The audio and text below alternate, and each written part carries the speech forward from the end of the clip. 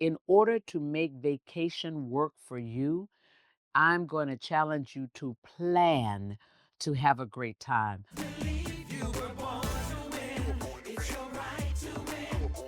Claim it, frame it, 'cause you were. Have you ever gone on vacation and by the end of vacation, you don't feel like you've been on vacation at all? I was having a conversation with a really good friend of mine who happens to be also an excellent trainer. And we both have vacations that are coming up. And we were talking about what are we going to do on these vacations and what we were looking forward to. And I happened to say, I can't tell you how many times I've gone on vacation. And by the end of vacation, I'm not feeling restored, rejuvenated, joyous, happy, because I just had 7, 10 days off. And he said, me neither. And we started talking a little bit about perhaps why. And as we were talking, we both realized that we are very goal oriented people. And then we figured out what we were doing wrong with respect to how we were handling vacations. Both of us approach vacation as a time to catch up. Yes, we're saying we're going to get some rest. Yes, we're saying that we're going to have a great time, but we really don't take the time to define what having a good time looks like wherever it is we might be going. And in fact, we're thinking 7, 10 days off from work. I'm going to catch up on my reading. I'll catch up on those emails that I haven't looked at. I'm going to chronicle the calls that I need to make when I get back. I'm going to think about the next quarter and the things that I have to get done in the next quarter. I'm going to review those things that I really didn't spend a lot of time with, but I have to be ready for the next time. I'm going to catch up on my workout. I'm going to resume my workout. Bottom line is by the time we're getting ready to go on vacation, we have a to do list that's 7, 10, 15 things long. And at the end of the day, none of those things are about resting or restoration or rejuvenating or clearing our minds and getting ready to come back and prosecute.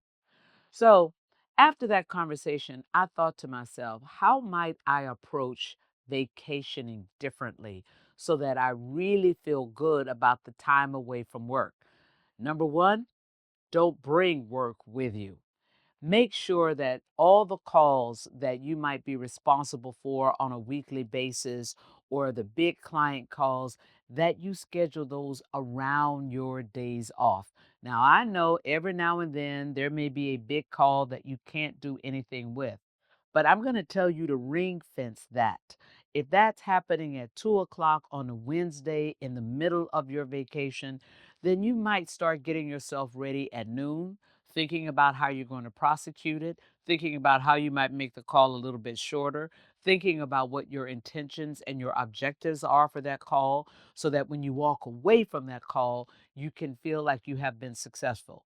Calls at 2 might end at 4. So 4 hours of your vacation day, you're going to ring fence, and that's it. Don't bring it to dinner with you. Don't take it to bed with you. Shut it down. Now, great leaders develop other people so that when you're not around, they should be able to handle things without you. If they cannot, then I'm going to tell you, you need to question whether or not you are properly developing your people.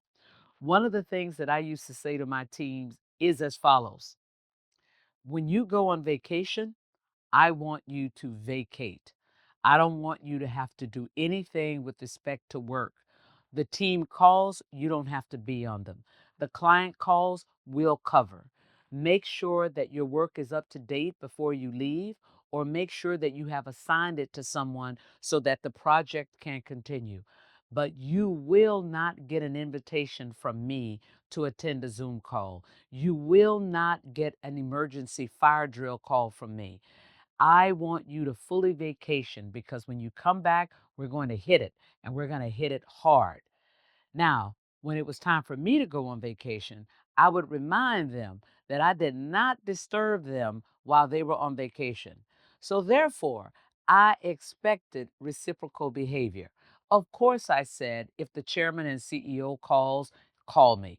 If there's a fire drill, a client calls, a client is unhappy, call me. Otherwise, I want you to think long and hard before you call me while I'm on vacation. And generally, they didn't because they were prepared to handle the normal flow of business. And as a result, in those instances, when I came back, if I had properly prepared for my vacation, I felt okay about it. So I want to say to you, as you go off to vacation, think about what brings you joy. Think about how you would define a great time no matter where it is you're going. Think about whether or not you really need rest and you need to vacate whatever has been on your mind for the last 6 weeks. In order to make vacation work for you, I'm going to challenge you to plan to have a great time, plan to rest. If you're going to have an objective, and I know driven and A type personalities like me, you must have some goal. Well, have the goal to fulfill your definition of what having fun looks like. Go get them.